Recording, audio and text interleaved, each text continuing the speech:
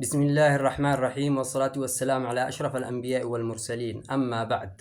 قالت حليمة: فأخذته صلى الله عليه وسلم ودخلت به على الأصنام فنكس هبل رأسه وخرت الأصنام من أماكنها، فجئت به إلى الحجر الأسود ليقبله فخرج الحجر من مكانه حتى التصق بوجهه صلى الله عليه وسلم. تبارك الله ما أحلى شمائله، حاز الجمال فما أبهى محياه. يا عرب وادي النقايا يا أهل كاظمة، في حبكم قمر في القلب مأواه. صلى عليه إله العرش ما طلعت شمس وما حثحث الحادي مطاياه.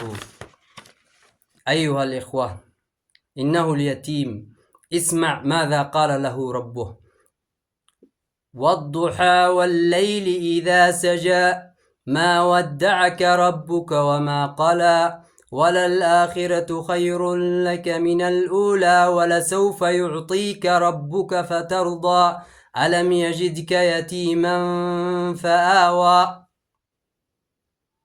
فكبر النبي صلى الله عليه وسلم وبدأ يشق مسيرة الحياة، فأخذ يخرج للعمل للسعي وراء لقمة العيش. بدأ يرعى الأغنام وهو صغير، وكل الأنبياء رعوا الأغنام.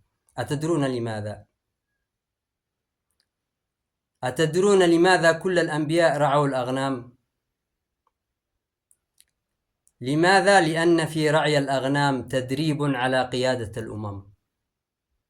فخرج محمد صلى الله عليه وسلم لرعي الأغنام.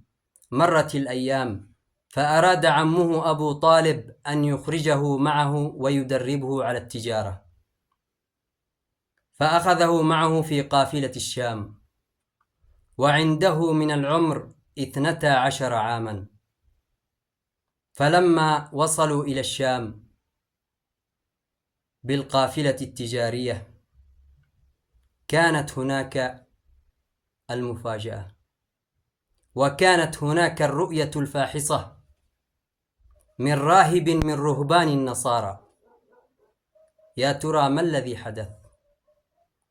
وما الذي قال لهم؟ وكيف هو الحوار؟ هذا ما سنلقيه عليكم في الحلقة القادمة. والسلام عليكم ورحمة الله وبركاته.